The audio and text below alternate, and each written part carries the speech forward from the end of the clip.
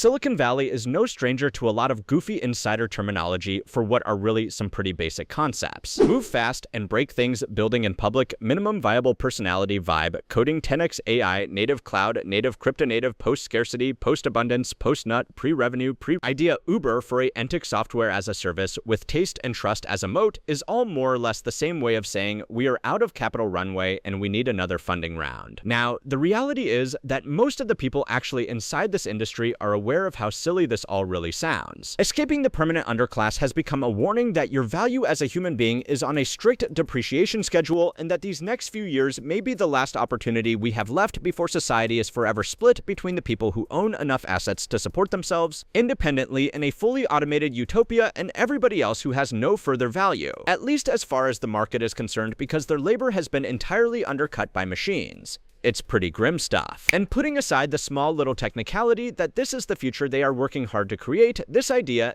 is being taken seriously enough that it's worth understanding why. Why does Silicon Valley think they are going to create a permanent underclass? What steps are they taking to make sure they are on the right side of the widening demographic gap? Okay, so like most of the best Silicon Valley creations, this permanent underclass started out as a, well, let's call it a joke that ended up being taken a bit too seriously and ultimately just put a Silicon Valley spin on an idea that already existed.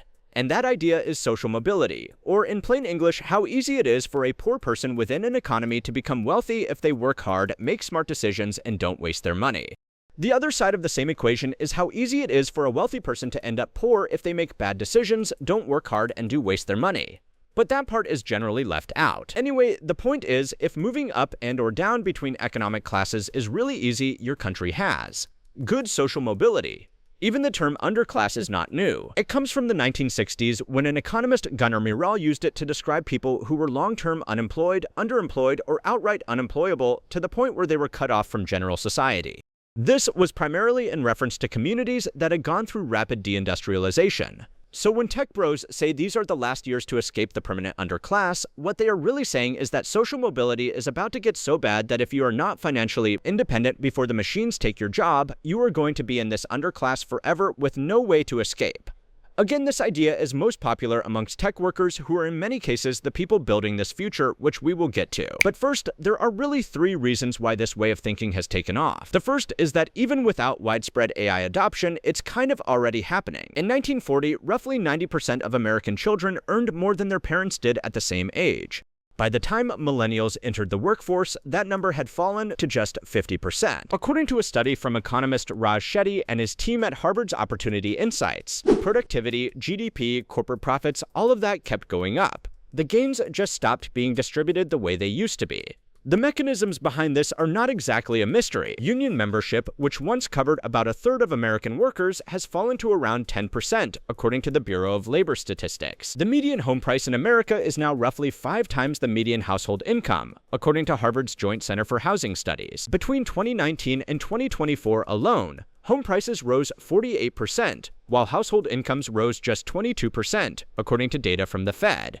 So, the single most common wealth building tool available to most Americans, owning a home, is increasingly out of reach for the people who need it most. Education, which was supposed to be the other ladder, has risen 312% in inflation-adjusted terms since 1963, according to the Education Data Initiative. The average federal student loan balance per borrower is now $39,633, according to the Department of Education, which means the very tool that was supposed to help people climb the income ladder now starts them off in a financial hole that takes years to dig out of. And all of these trends have been true well before LLMs became as mainstream as they are today, leading to the reasonable fear that widespread automation is only going to make an existing trend significantly worse. According to a report by McKinsey & Company, over a third of someone's lifetime realizable wealth is tied up in their human capital, which is just a very clinical finance bro way of saying that unless you are already very independently wealthy, your greatest asset is all of the future hours of your lifetime you can trade in exchange for money. Sure, you can reinvest those earnings or make those hours more valuable by acquiring marketable training, but your financial foundation is still tied up in being able to sell that time.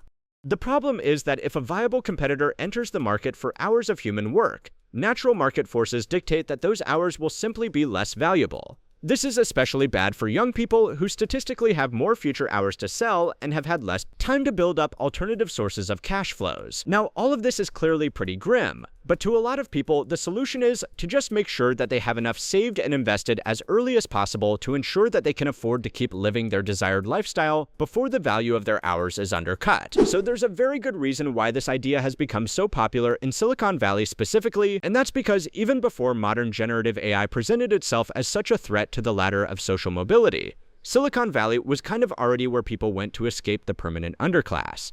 Social mobility is not the same everywhere in America.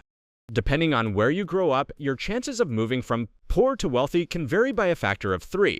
Raj Shet's Opportunity Atlas, which maps economic mobility across every neighborhood in America, found that San Jose, the heart of Silicon Valley, has one of the highest rates of upward mobility of any metro area in the country. A child born in the bottom fifth of the income distribution in San Jose has a 12.9% chance of reaching the top fifth by the age of 30. In Charlotte, North Carolina, that number is just 4.4%. So Silicon Valley is already seen as one of the last places where the economic ladder still kind of works, which makes the people living there or more likely moving there especially receptive to the idea that time for up or out is coming to an end. For a long time, this was the place where smart people could come and earn truly life-changing amounts of money, even if they didn't come from a wealthy background. The culture in Silicon Valley has noticeably changed over recent years to become far more serious. It's gone from beanbag chairs and salad bars to 80-hour weeks, biohacking, and token maxing with a sprinkle of 10x productivity, whatever that means. The threat of being stuck in the permanent underclass, especially in a time of sweeping layoffs, is just a great narrative to keep tech workers on their hashtag grind set. So far in 2026, over 108,000 tech workers have been laid off. That is on top of roughly 122,000 in 2025 and 150,000 in 2024. Companies are naturally framing many of these cuts as AI-related restructuring.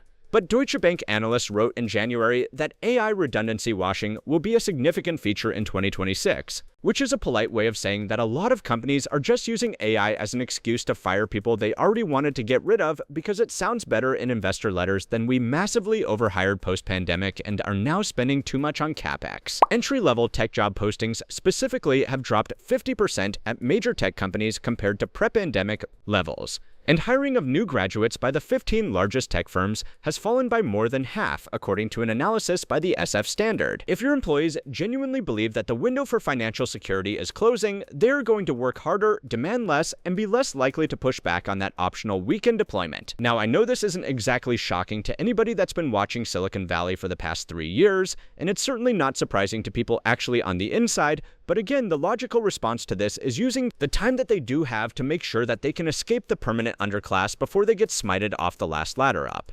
Outwardly, it's also clearly a marketing spin to make their companies look all-powerful. Who wouldn't want to invest in the company that's going to define permanent haves and have-nots, right? If these companies promote the idea that their technology is going to reshape the social fabric like the steam engine did during the Industrial Revolution, it goes a long way to rationalize their extreme investments into this technology, especially as the industry lines up to take 2.5 AI companies through particularly initial public offerings this year. And of course, it's worth pointing out that if these listings go well, the tech workers themselves will probably have everything they need to escape the underclass for good. So there is something of a perverse incentive to play along. This is objectively the most sensible course of action for these people to be taking individually, but it's still really hard to ignore the irony of escaping the permanent underclass by riding the investment returns of creating that underclass in the first place. It sounds dumb, but it's also not anything new.